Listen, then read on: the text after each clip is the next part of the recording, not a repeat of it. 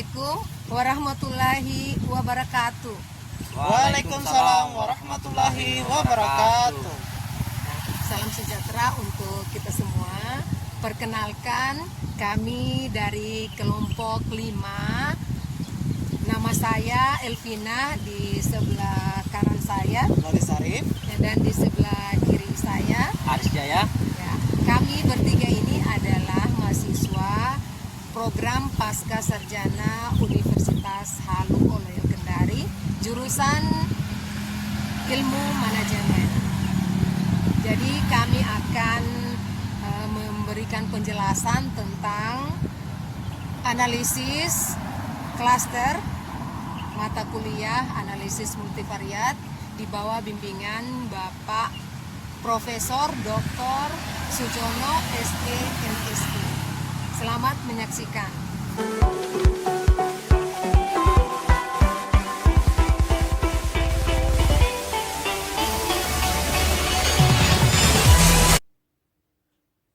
Baik, terima kasih. Di sini saya akan menjelaskan mengenai analisis klaster. Sebelum kita membahas lebih jauh mengenai analisis klaster, terlebih dahulu kita harus mengetahui apa analisis klaster.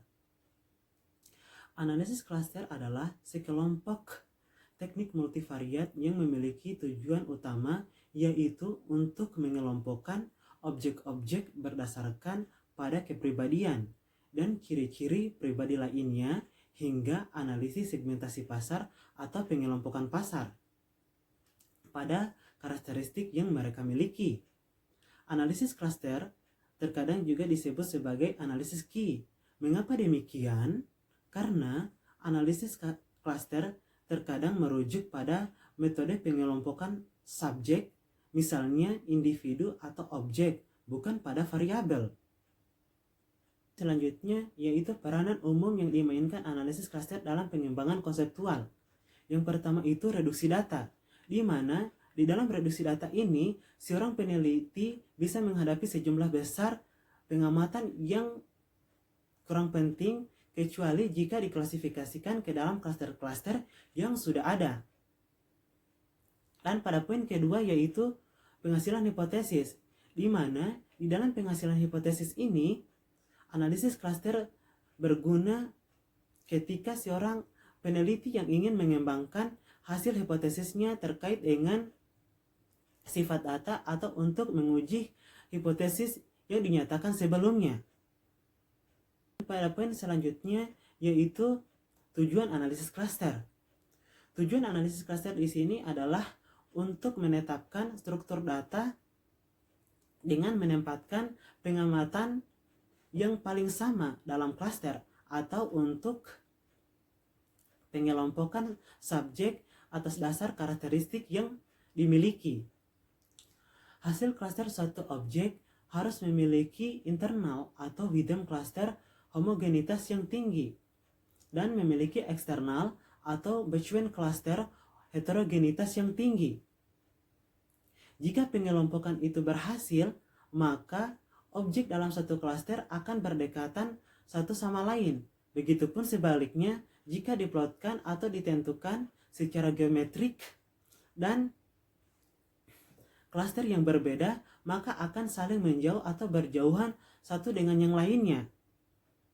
Pada poin selanjutnya yaitu batasan analisis klaster, di mana dalam batasan analisis klaster ini memiliki 3 poin atau 3 bagian. Yang pertama yaitu analisis klaster ini bersifat deskriptif, ateoritis, dan non-inferensial. Analisis klaster ini tidak memiliki dasar statistik untuk menarik kesimpulan dari suatu sampel pada suatu populasi. Banyak yang beranggapan bahwa analisis klaster ini hanyalah teknik eksploratory. Analisis klaster mengelompokkan objek terdiri dari responden, produk, dan entitas lainnya sehingga masing-masing objek memiliki atau mempunyai kemiripan dengan yang lainnya dalam satu klaster. Pada poin kedua, analisis mengklasterkan selalu menciptakan klaster tanpa melihat atau memperhatikan eksistensi secara aktual dari struktur tertentu dalam data. Ketika menggunakan analisis klaster, seorang peneliti membuat suatu asumsi tentang beberapa struktur dalam objek.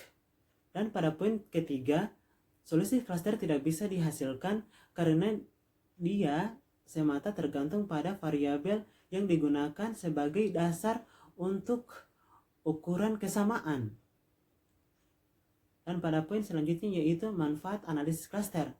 Manfaat analisis klaster adalah mengidentifikasi pola dan tren tersembunyi dalam data, mengelompokkan objek serupa secara objektif, dan menemukan kesamaan dan perbedaan yang dapat digunakan untuk pengambilan keputusan yang lebih baik. Hal ini dapat membantu untuk memahami struktur data yang kompleks, baik untuk tujuan penelitian maupun untuk strategi bisnis seperti penargetan pasar yang efektif dan personalisasi produk atau layanan. Dan pada poin yang terakhir, untuk mengidentifikasi masalah penelitian yang dapat dipecahkan oleh analisis klaster, yaitu kita perlu mencari kondisi di mana tujuannya adalah mengelompokkan objek yang serupa atau mengembangkan pola yang tersembunyi di dalamnya. Mungkin itu saja yang dapat saya sampaikan mengenai analisis klaster. Selanjutnya akan dilanjutkan oleh Pak Aris.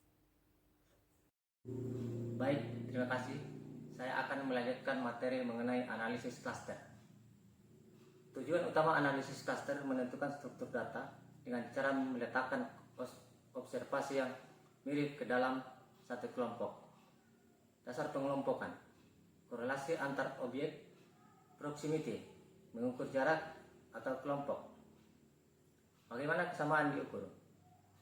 Kesamaan diukur dengan korelasi, tapi tidak bisa mengukur jarak. Euclidean distance, yaitu jarak geometris antar dua objek. Euclidean kecil, maka semakin mirip suatu kasus atau objek. Euclidean dipengaruhi sample size, atasi dengan standarisasi skor. Analisis klaster sebenarnya mirip dengan analisis faktor, yaitu keduanya menilai suatu struktur. Bedanya, analisis klaster menganalisis objek, sedangkan analisis faktor menganalisis pengelompokan variabel. Analisis klaster dapat digunakan untuk berbagai situasi. Misalkan, seorang peneliti telah mengumpulkan data lewat kuesioner dan menghadapi banyak sekali jumlah observasi yang ia dapatkan, sehingga data yang tidak mempunyai arti jika tidak dikelompokkan lebih lanjut. Analisis klaster dapat melakukan data reduction dengan cara mengurangi informasi yang terkandung dalam populasi atau sampel menjadi informasi yang lebih spesifik. Bentuk klaster. Bagaimana cara mengelompokkan kasus berdasarkan kemiripannya? Langkahnya, setiap kasus dimulai sebagai klaster. Tentukan dua kasus atau klaster yang paling mirip, misal A dan B, dengan melihat kemiripan koefisien antar dua pasang kasus, korelasi atau Euclidean distance. Kasus atau klaster yang memiliki kemiripan tertinggi dikelompokkan untuk membentuk klaster yang lebih besar. Kasus atau klaster berikutnya, C digabungkan dengan klaster besar A dan B, adalah kasus yang mempunyai koefisien kemiripan tertinggi terhadap A dan B. Kasus berikutnya digabungkan dengan klaster besar adalah kasus yang mempunyai koefisien kemiripan tertinggi terhadap A dan B atau C dan seterusnya. Mungkin itu saja materi yang dapat saya sampaikan dan selanjutnya akan disampaikan oleh Ibu Elvina. Terima kasih. Baiklah, saya akan melanjutkan penjelasan dari rekan saya sebelumnya tentang teknik analisis klaster. Ya, sekarang saya akan menjelaskan bagaimana perbedaan teknik-teknik pengklasteran dengan cara hierarkis dan non-hierarkis, serta bagaimana menginterpretasi hasil analisis klaster tersebut.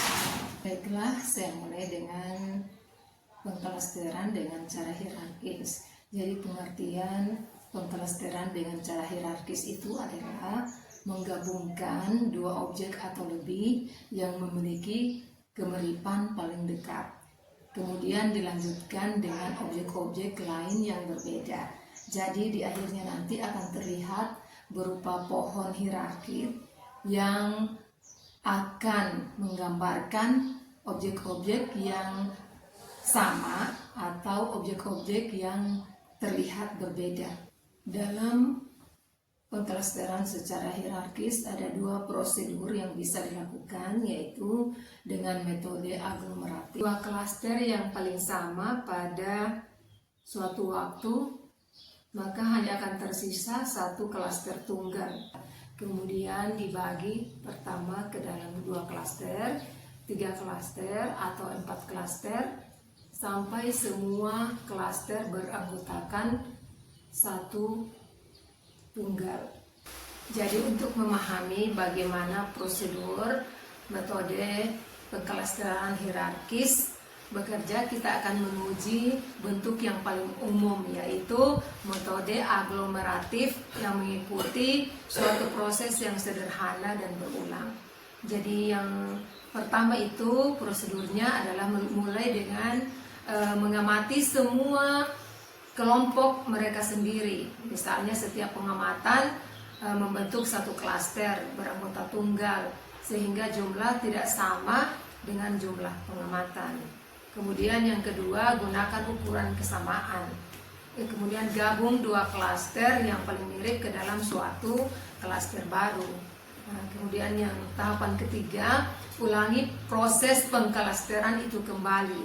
Gunakan ukuran kesamaan untuk menggabung dua klaster yang paling mirip ke dalam satu klaster baru. Kemudian yang tahap yang keempat, lanjutkan proses itu pada setiap tahap gabung dua klaster yang paling mirip atau sama ke dalam satu klaster baru. Ulang proses sebanyak n-1 sampai semua pengamatan terdapat dalam suatu algoritma pengklasteran. Dalam suatu prosedur hierarkis menentukan bagaimana kesamaan itu ditentukan antara klaster yang beranggotakan banyak dalam suatu pengklasteran.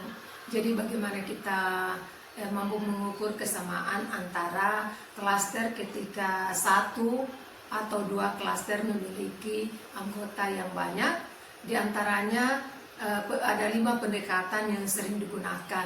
Yang paling populer yaitu yang pertama ada hubungan tunggal, kemudian yang kedua itu ada hubungan lengkap, yang ketiga adalah hubungan rata-rata, dan kemudian yang keempat itu adalah metode sentroid, dan yang kelima adalah metode Watt. Jadi pendekatan metode pengklasteran yang pertama yaitu hubungan tunggal. Jadi hubungan tunggal atau dikenal juga dengan metode tetangga terdekat. Jadi di mana kita menentukan kesamaan antara klaster sebagai jarak yang paling dekat atau objek tertentu dalam suatu klaster terhadap objek tertentu di klaster lain. Ya, kemudian yang pendekatan kedua yaitu hubungan lengkap, di mana metode hubungan lengkap juga dikenal sebagai metode tetangga terjauh. Jadi sama dengan pendekatan metode hubungan tunggal tadi, namun di hubungan lengkap ini berdasarkan hubungan jarak klaster yang paling berjarak maksimum. Kemudian metode keempat yaitu metode sentroid.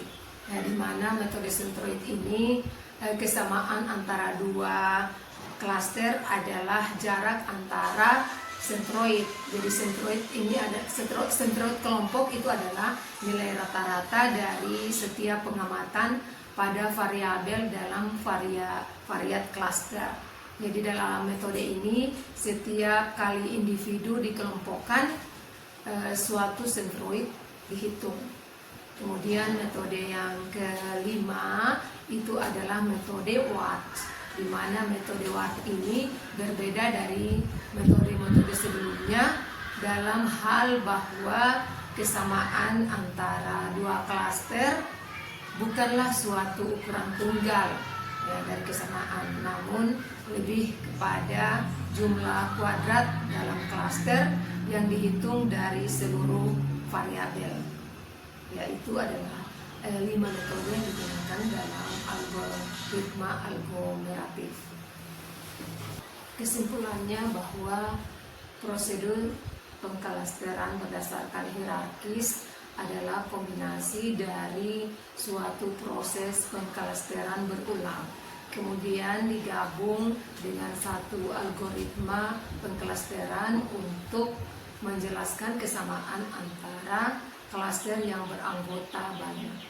Jadi proses penciptaan klaster ini menghasilkan suatu diagram pohon yang mempresentasikan kombinasi bagian klaster untuk membentuk suatu kisaran lengkap dari solusi klaster tersebut. Kemudian prosedur pengklasteran yang kedua yaitu prosedur pengklasteran non-hierarkis. Tentunya prosedur non-hierarkis ini berbeda dengan dengan prosedur hierarkis, di mana dia tidak menentukan objek-objek ke dalam klaster dalam bentuk pohon klaster, namun dia menentukan objek-objek ke dalam klaster ketika jumlah klaster sudah ditentukan. Misalnya, solusi 6 klaster bukan hanya suatu kombinasi dari 2 klaster dari solusi 7 klaster, namun hanya berdasarkan pada temuan solusi terbaik 6 klaster. Jadi program perangkat lunak ini dikelompokkan non-hierarkis biasanya bekerja dengan 2 tahap. Yang pertama yaitu kita menentukan bibit klaster dulu. Kemudian yang kedua yaitu tugas. Dengan bibit klaster yang sudah ditentukan, kita mengambil langkah-langkah berikutnya, yaitu menentukan setiap pengamatan pada salah satu bibit klaster itu berdasarkan kesamaan. Metode pengklasteran non-hierarkis yang sering digunakan ada 3. Jadi yang pertama itu adalah metode percontohan, yang kedua adalah paralel, dan yang ketiga adalah optimasi. Jadi metode percontohan itu dimulai dari memilih satu bibit klaster dan melibatkan semua objek dalam suatu jarak tertentu. Kemudian yang kedua yaitu metode paralel, di mana metode ini mempertimbangkan seluruh bibit klaster secara terus-menerus, kemudian menentukan pengamatan dalam jarak terhadap bibit yang paling terdekat. Nah, itulah kedua prosedur dari analisis klaster. Yang pertama tadi yaitu prosedur hierarkis, dan yang kedua adalah prosedur non-hierarkis. Nah, dari sini muncul beberapa pertanyaan. Salah satunya, apakah metode hierarkis dan non-hierarkis ini yang akan digunakan dalam penelitian? Tentu jawabannya tidak. Yang alasan pertama yaitu masalah penelitian ini di satu sisi kita mengusulkan metode lain, di satu sisi juga ada metode yang harus kita gunakan. Kemudian alasan yang kedua, apa yang kita pelajari dengan aplikasi berlanjut pada konteks tertentu. Jadi mungkin saja mengusulkan suatu metode di atas yang lain, kemudian ada yang lebih cocok untuk konteks tersebut. Jadi kita bisa menguji kelebihan dan kelemahan dari setiap metode ini, yaitu metode hierarkis dan non-hierarkis, untuk menentukan mana yang paling layak untuk suatu settingan penelitian yang unik. Jadi dari penjelasan tentang prosedur pengklasteran dengan secara hierarkis dan non-hierarkis, kesimpulan yang kita ambil yaitu perbedaan antara prosedur hierarkis dan non-hierarkis adalah pada prosedur hierarkis pengelompokan terlebih dahulu terhadap objek atau variabel yang terlihat kemiripan, kemudian menentukan klaster. Jadi klasternya belum tahu, kita kelompokkan dulu yang paling mirip. Nah, sedangkan pada non hierarkis ditentukan dulu klasternya, misalnya 2 klaster, 3 klaster, 4 dan seterusnya, kemudian mengelompokkan objek atau variabel. Kemudian metode atau prosedur pengklasteran non hierarkis yang ketiga yaitu prosedur optimasi. Jadi prosedur optimasi ini sama dengan 2 metode sebelumnya. Yang membedakan di prosedur optimasi ini memungkinkan respesifikasi pengamatan terhadap suatu bibit terhadap yang lain yang pada awalnya berhubungan.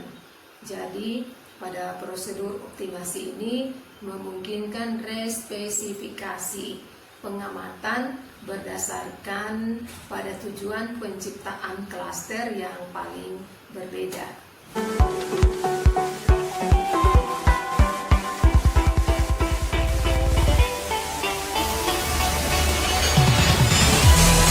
Nah, demikian penjelasan dari kami tentang analisis klaster, mata kuliah analisis multivariat. Terima kasih atas perhatiannya. Jangan lupa like and Subscribe. ya. Kami akhiri. Wassalamualaikum warahmatullahi Wabarakatuh.